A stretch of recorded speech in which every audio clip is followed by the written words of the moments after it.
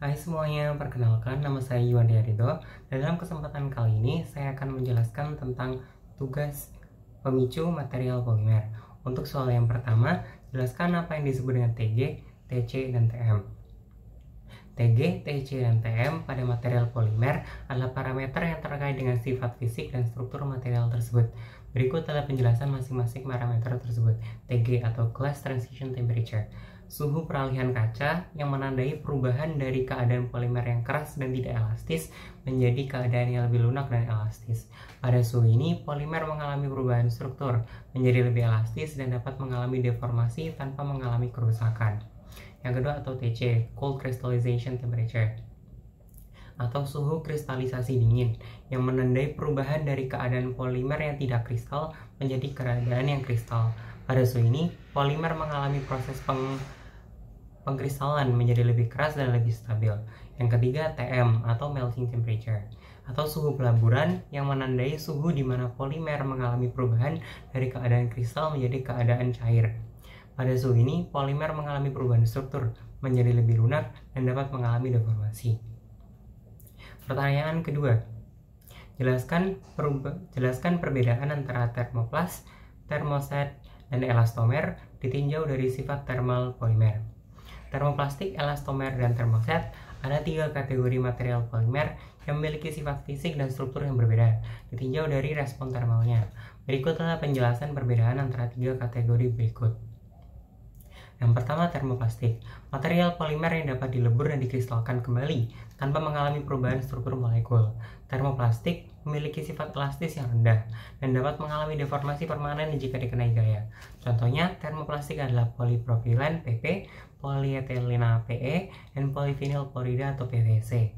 Yang kedua, elastomer, material polimer yang memiliki sifat elastisitas yang tinggi dan dapat mengalami deformasi besar tanpa mengalami kerusakan struktur molekuler. Elastomer dapat dilebur dan dikristalkan kembali, namun perubahan struktur molekul dapat terjadi jika dikenai suhu yang tinggi. Contoh elastomer adalah karet alam atau natural rubber dan karet sintetik atau synthetic rubber. Yang ketiga, termoset, material polimer yang tidak dapat dilebur dan dikristalkan kembali setelah terjadinya pengerasan. Termoset memiliki sifat keras dan tidak elastis, serta tidak dapat mengalami deformasi permanen. Contoh termoset adalah epoksi, silikon, dan poliuretan. Dalam konteks respon thermal, termoplastik dapat dilebur dan dikristalkan kembali tanpa mengalami perubahan struktur molekuler, sehingga memiliki suhu peleburan yang relatif tinggi, besar tanpa mengalami kerusakan struktur molekuler, namun perubahan struktur dapat terjadi karena dikenai suhu yang tinggi. Termoset yang tidak dapat dilebur dan dikristalkan kembali setelah pengerasan memiliki suhu peleburan yang relatif rendah dan tidak dapat mengalami deformasi permanen. Soal yang ketiga, yaitu jelaskan bagaimana hal-hal berikut ini dapat mempengaruhi sifat thermal polimer. Berat molekul, PDI, percabangan, hukum silang, interaksi antar molekul, dan kristalinitas adalah faktor-faktor yang dapat mengaruhi sifat thermal polimer. Berikut adalah penjelasan bagaimana masing-masing faktor tersebut dapat mempengaruhi sifat thermal polimer. Berat molekul polimer dapat mempengaruhi sifat thermalnya, seperti suhu pelaburan TM dan suhu peralihan kaca atau TG. Polimer dengan berat molekul yang lebih besar cenderung memiliki suhu peleburan yang lebih tinggi dan suhu peralihan kaca yang lebih rendah. PDI atau Polydispersity Index. PDI adalah ukuran distribusi berat molekul polimer.